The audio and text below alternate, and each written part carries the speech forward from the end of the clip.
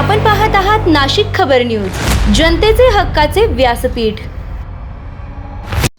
बेपत्ता मुली, बालके व महिलांचा शोध 100% करण्यासाठी विशेष मोहिमा। मुंबई राज्यात बेपत्ता होणाऱ्या अल्पवयीन मुली, बालके आणि महिलांचा शोध जलद गतीने लावण्यासाठी सरकारकडून विशेष उपाययोजना करण्यात येत आहेत। यासाठी राज्यभर विशेष मोहिमा राबवण्यात येत असून शोधाचे प्रमाण 100%पर्यंत नेण्याचे उद्दिष्ट ठेवण्यात आले आहे। या मोहिमेअंतर्गत पोलीस विभागामार्फत विशेष पथकांची स्थापना करण्यात आली आहे। ही पथके बेपत्ता व्यक्तींच्या शोधासाठी तातडीने कारवाई करत विविध जिल्ह्यांमध्ये समन्वय साधून काम करत आहेत। तसेच तांत्रिक साधनांचा वापर, सीसीटीव्ही फुटेज तसेच सोशल मीडियाच्या माध्यमातूनही तपासाला गती देण्यात येत आहे।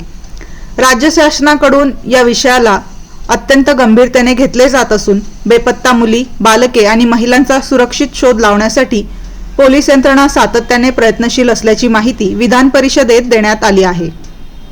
मुलींच्या बाबतीमध्ये आणि महिलांच्या बाबतीमध्ये त्यांना अशा पद्धतीची यंत्रणा उभी करून न्याय देणार आहे का? माननीय सभापती महोदय, निश्चितपणे ही जी काही संपूर्ण या ठिकाणी आपल्या ज्या महिला आणि अल्पवयीन मुलींच्या संदर्भातला विषय आलेला आहे, हा विषय अत्यंत गंभीर आहे।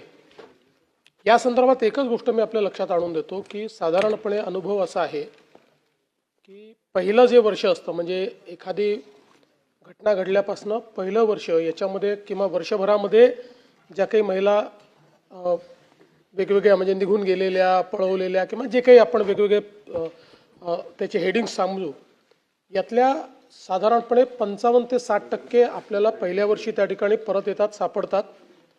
जवळपास 2.5 ते 3 वर्षाचं हे सायकल आहे। 2.5 ते 3 वर्षाच्या सायकलमध्ये आपण 90% पोहोचतो। तरी हे काही खूप समाधानकारक असं मी म्हणत नाही, ते 100% आपण गेलो पाहिजे। पण दरवर्षी आपण याच्यामध्ये नवीन नवीन ऑपरेशन्स करतो आहोत। त्याचा परिणाम असा होतोय, आपल्या असं लक्षात आलं की साधारणपणे वर्षभरानंतर पोलीसही फार त्याचा पाठपुरावा करत नाहीत आणि यातल्या विशेषतः ज्या वयस्कर महिला असतात त्यांच्या संदर्भात त्यांचे घरचे पाठपुरावा करत नाहीत। म्हणून आपण स्पेशल सेल याचा अपॉइंट केला आणि स्पेशल सेल अपॉइंट करून त्यांना दर महिन्याला एक त्याची बैठक होते। याच्यामध्ये एडीजी लेवलच्या महिला अधिकारी आपण नेमलेले आहेत।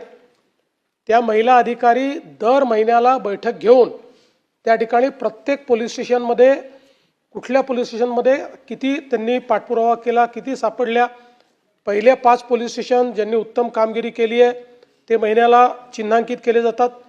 शेवटचे 5 पोलीस स्टेशन ज्यांनी खराब कामगिरी केली आहे त्यांना देखील त्या ठिकाणी रिप्रिमांड केलं जातं।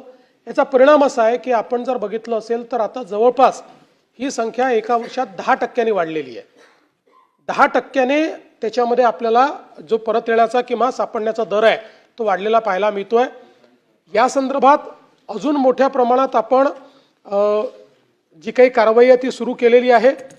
मला असं वाटतं की जोपर्यंत आपण 95-96% पोहोचत नाही तोपर्यंत आपण 95-96% काय एकही कोणी मिसिंग असेल तर समाधान नाहीच, पण किमान आपलं टार्गेट हे आहे की 95-96% आपण पोहोचलं पाहिजे। बालकांच्या बाबतीत आपण पोहोचतो, ते हळूहळू आपण 97%पर्यंतही पोहोचतो। अल्पवयीनमध्येही आपण जवळपास 90-92% पोहोचतो ना। आता 85% आहोत, पण ते वर्ष दुसरं वर्ष होतं।